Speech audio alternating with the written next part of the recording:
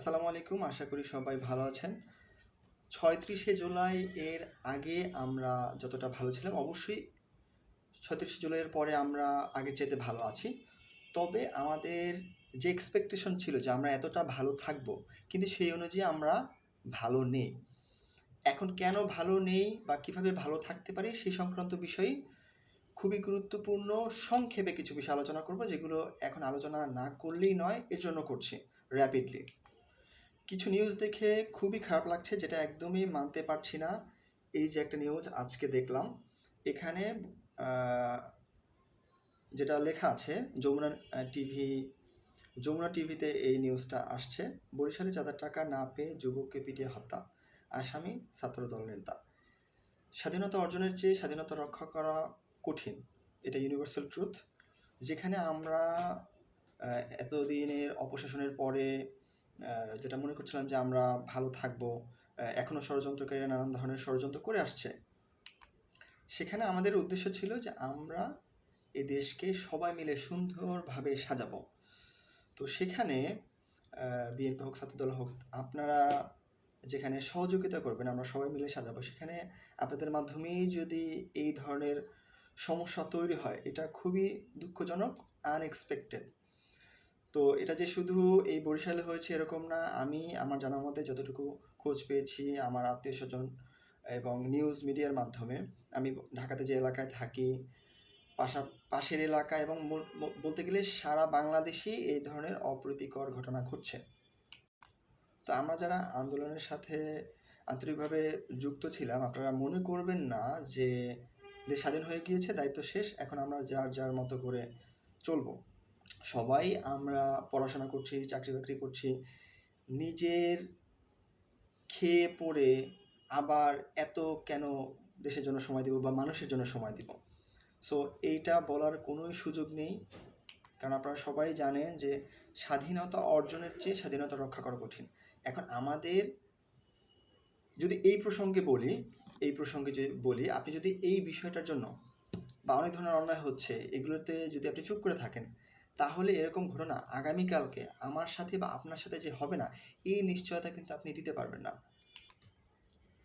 So সমন্বয়করা, আচ্ছা, মহানবী সাল্লাল্লাহু আলাইহি ওয়াসাল্লাম তৎকালীন সময়ে হিলফুল হুজুল নামে একটি স্বেচ্ছাসেবক সংগঠন গড়েছিল, যারা সমাজসেবামূলক কার্যক্রম করতো। তো আমরা যেহেতু একটা সংগ্রামের মধ্যে দিয়ে বর্তমান অবস্থা এসেছি, সো আমি মনে করি যে এটা কন্টিনিউ রাখা উচিত।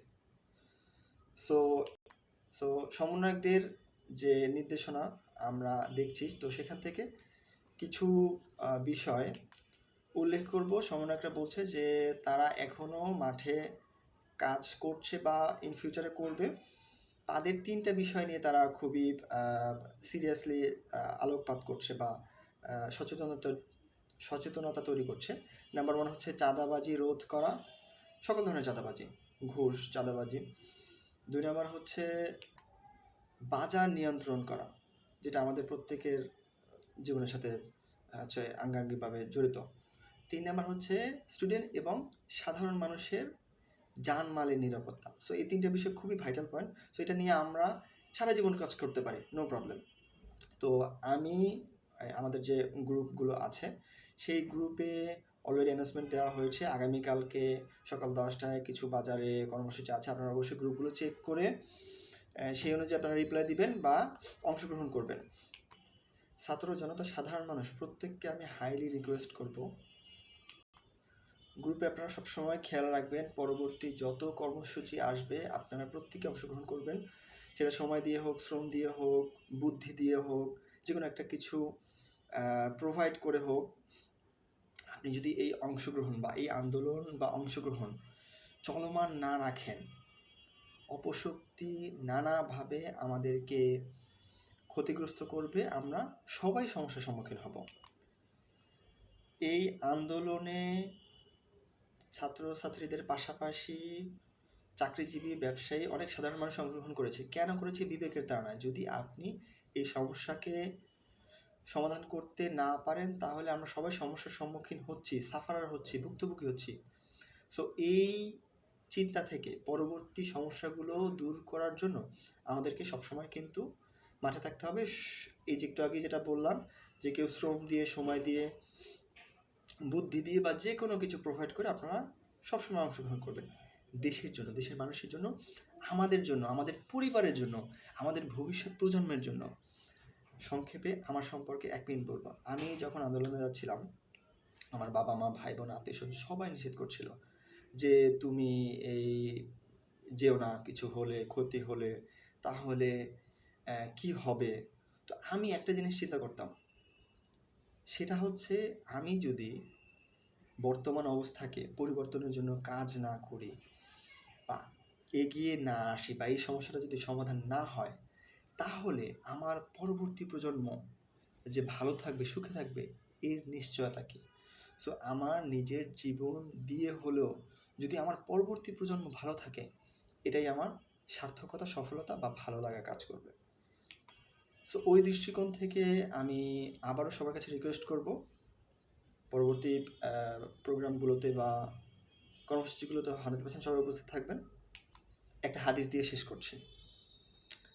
আমি নিজেও এই বিষয়টা রিসেন্টলি জেনেছি, সম্ভবত শাহ আহমদুল্লাহ বা ডক্টর আবদুল্লাহ জাহাঙ্গীরের বক্তব্যের মাধ্যমে।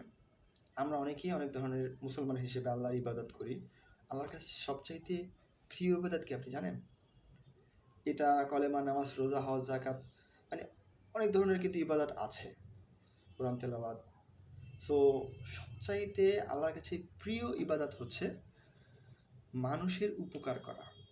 আপনি সারা রাত নামাজ পড়বেন, কোরআন তেলাওয়াত করবেন, জিকির আজগার করবেন, কিন্তু এর চাইতেও আল্লাহ বেশি খুশি হয় আপনি যদি ওই দিন হয়তো 5 মিনিট হতে পারে বা 10 মিনিট হতে পারে বা একজনকে মানে সময় দিয়ে হতে পারে বা একজনকে আপনি যে কোনোভাবে হেল্প করেছেন বা সহযোগিতা করেছেন যে কোনো একটা বিষয়ের জন্য, এতে আল্লাহ সারা রাত নামাজ পড়ার চাইতেও আপনার কাছে মানে আপনার প্রতি বেশি খুশি হবে, এটা এবং সর্বোত্তম ইবাদত। তো এটা শোনার পর থেকে আমার কাছে খুবই ভালো লাগা কাজ করে। কেউ যদি আমার কাছে একটা ঠিকানাও জিজ্ঞাসা করে যে ভাই এই ঠিকানাটা কোথায়, আমি খুঁজে পাচ্ছি না, আমি সাথে সাথে মানে ব্যাকুল হয়ে যায় যে কীভাবে তাকে আমি এই সাহায্যটা করতে পারি। সো এই চিন্তাটা আপনি জাস্ট সিম্পলি একটু মাথায় রাখেন এবং পরবর্তী মানুষকে হেল্প করার জন্য বা আমাদের সমাজকে, জাতিকে হেল্প করার জন্য ওইভাবে এগিয়ে আসেন। সবার প্রতি শুভকামনা রইল। আগামীকালকে সকাল 10টায় আমাদের কর্মসূচি আছে, গ্রুপে দেয়া হলো, সবাই অংশগ্রহণ করবেন। ধন্যবাদ। আসসালামু আলাইকুম।